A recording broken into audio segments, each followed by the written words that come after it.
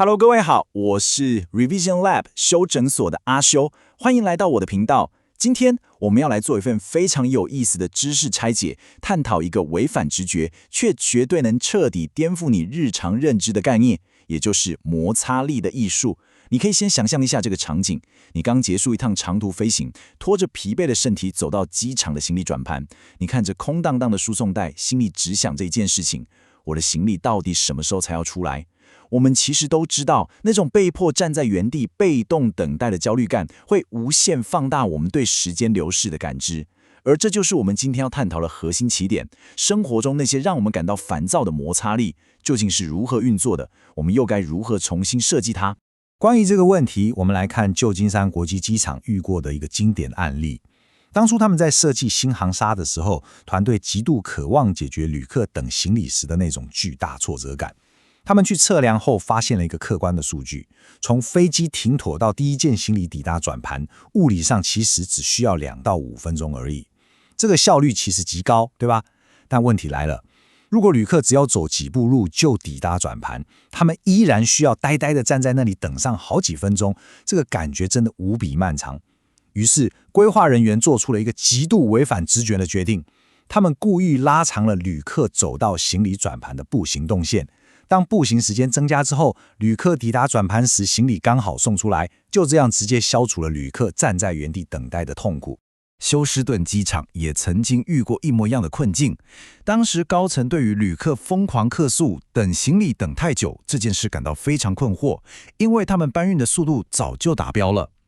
與其盲目投入更多資源去加快搬運速度，他們選擇了一個非傳統的解法。他們把旅客抵達的登機門移得離行李轉盤更遠一點，刻意增加了一個健康的障礙。結果非常令人震驚，客訴幾乎瞬間消失了。因為旅客在走路的時候，大腦會認為自己處於一種持續前進的狀態。這個案例就完美證明了，有時候增加實體上的距離與摩擦力，反而能夠拯救糟糕的體驗。接下來這一點超級重要，斯坦福大學的教授哈吉拉奧將這種現象提煉成了一個顛覆性的框架，我們稱之為摩擦力的膽固醇理論。在傳統的商業認知裡面，我們總覺得效率至上，任何阻礙都應該被無情的消滅。但是拉奧教授指出，組織裡的摩擦力其實就跟人體的膽固醇一模一樣，人體裡面有壞膽固醇，但也有維持健康不可或缺的好膽固醇。摩擦力本身同時具備了破壞性與建設性，我們必須學會去分辨，到底哪些是致命的毒藥，而哪些又是保命的解藥。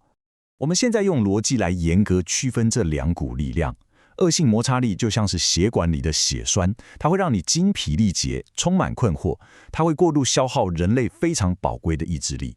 而良性摩擦力呢，它就像是溜冰鞋底下的阻力。如果完全沒有這層阻力，你在冰面上絕對會直接失控摔倒。良性摩擦力的核心功能就在於強制暫停，它迫使我們在高速運轉中慢下來，去好好反思。最重要的一點是，它是治療過度自信最有效的解藥。適當的引入良性摩擦力，能夠防止我們蒙着眼睛全速衝向懸崖。重點來了，我們進入第一部分：挫折製造工廠。我們來看看善意究竟是如何變成惡性摩擦力的。既然我們都知道惡性摩擦力這麼可怕，為什麼現在的職場依然充滿各種無效的阻力？這往往來自於高層特權所帶來的盲點。他們會無意識地陷入一種加法偏誤，遇到問題就只會一直加規定。來看看雲端硬碟公司 Dropbox 的真實災難。當時整間公司被無盡的會議徹底淹沒，執行長甚至戲稱這是一場會議世界末日。他立刻下令全面砍掉所有無效的會議，但過了幾週之後，情況卻變得更糟。執行長最後得出了一個非常有智慧的結論：消除摩擦力不是一勞永逸的。這就像除草一樣，如果你不持續修剪，那些被砍掉的雜草很快就會以變形的姿態再次長滿你的花園。那為什麼會議這種惡性摩擦力會像雜草一樣頑固？我們必須去剖析這背後的心理誘因。對參加會議的人來說，最大的驅動力叫做錯失恐懼症。員工極度害怕自己如果不出席這場會議，就不會被老闆看見。而對主辦人來說，舉辦大型會議其實是一種地位的象徵。這背後的潛台詞是：看看我能夠同時動用多少人的時間。這就是為什麼單靠一紙禁令完全無法解決問題，因為你沒有真正拔除驅動這些行為的深層誘因。學者針對這個問題提出了一套非常精準的3步框架來修復會議文化。第一步，毫不留情地攻擊預設的定期會議，把它們強制歸零並重新評估必要性。第二步，徹底終結背靠背的連續排程。我們必須在時間表當中強制創造出留白的喘息空間。第三步，也是最殺口級的一招，把真實的客戶帶進你們的內部會議室裡。這是一個極具破壞力的檢驗機制。當客戶看着你們花2個小時在爭論一些毫無價值的流程時，這種外部視角能夠瞬間照出內部繁文縟節的荒謬性。我們繼續聊下去，進入第2部分，聰明的減法藝術。我們來探討如何主動且有策略地設計出良性摩擦力。很多企業在擴張的時候會誤以為規模化就是讓自己變得更大，但其實真正的規模化是去擴展卓越感。領導者必須具備非常強大的定力，在關鍵的節點上刻意植入阻力。古羅馬帝國的第一位皇帝奧古斯都，他給麾下將軍的最高指導原則就是從容的趕快。在戰場上面，如果為了求快而不斷衝刺，沒有建立任何的停頓機制，軍隊的陣型必然會陷入混亂，觀察敵軍的能力就會被嚴重削弱。所以，良性的摩擦力就是用來維持陣型穩定的基石。簡單整理一下剛剛的內容，無論是在古代的戰場還是現代的體壇，這個真理都完美適用。傳奇的大學籃球教練約翰·伍登也有一句名言，叫“快，但不要急躁”。最優秀的領導者非常擅長在高壓的環境當中為團隊建立起結構化的暫停。他們要求團隊的執行力要快如閃電，但是在做決策的時候，大腦必須保持絕對的冷靜與從容，借由這種方式來有效過濾掉因為恐慌而產生的錯誤決策。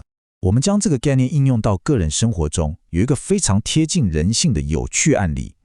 有些長輩在選擇晚年住所的時候，刻意避開了平房，反而堅持選擇有樓梯的建築。這聽起來很不合理，對吧？但其實長輩們非常清楚人類意志薄弱的本性。他們選擇將樓梯作為一個實體的障礙物，這是一種心理學上的環境能動性。透過這個物理上的良性摩擦力，強迫自己如果想要拿東西，就必須付出爬樓梯的體力代價。這種刻意設計出來的阻力，完美治癒了意志力不足的弱點。我們進入最後一個部分，宏觀影響。當未經管理的摩擦力摧毀了信任的時候，到底會發生什麼事？當一個龐大的體制充滿惡性摩擦力的時候，它所摧毀的將會是現代社會的基石，也就是信任。我們來看一個令人痛心的真實案例。在美國密西根州，弱勢民眾如果想要申請社會福利，竟然必須填寫一份字數高達2萬字的表單。更荒謬的是，表單裡面甚至要求申請人提供孩子受孕的確切日期，這對審核資格完全沒有任何實質上的幫助。這個案例血淋淋地展示了惡性摩擦力的極致殘酷。它把一個原本應該是支持社會的系統，變成了一個充滿敵意的迷宮。當民眾每天被迫面對這種毫無邏輯的障礙時，心理的崩潰與反撲是必然的結果。這就是為什麼許多民調都顯示，大眾對領導者與機構的信任度正在急速下滑。當人們發現在系統裡面根本舉步維艱，他們就會開始假設體制背後充滿了惡意，甚至會走向陰謀論，認為遊戲規則打從一開始就是為了剝削他們而設計出來的。過度的惡性摩擦力就是瓦解體制正當性最強大的催化劑。最後總結今天的3大重點哦。第一，摩擦力就像膽固醇，有分好壞。第二，惡性摩擦力來自高層的加法偏誤，它會榨乾意志，甚至摧毀人們對體制的信任。第三，良性摩擦力則是透過結構化暫停來治療過度自信。在剖析了這麼多案例之後，我想把最核心的反思拋回給你。請你嚴肅地問自己這句話：你是否將自己視為他人時間的受託人？真正的頂尖領導者絕對不會輕易揮霍別人的時間。總結一下今天的重點：摩擦力如同膽固醇，有好有壞。惡性摩擦力源自管理盲點，會榨乾意志並摧毀信任；而良性摩擦力則能創造反思空間，防止過度自信。淘汰壞主力，設計好暫停，才是保持左右的關鍵。今天的內容就到這邊。如果你覺得這集有幫助，記得馬上點讚、加訂閱、加開啟小鈴鐺。我們正在衝訂閱，需要你的支持。我是阿修，我們下次見，拜拜。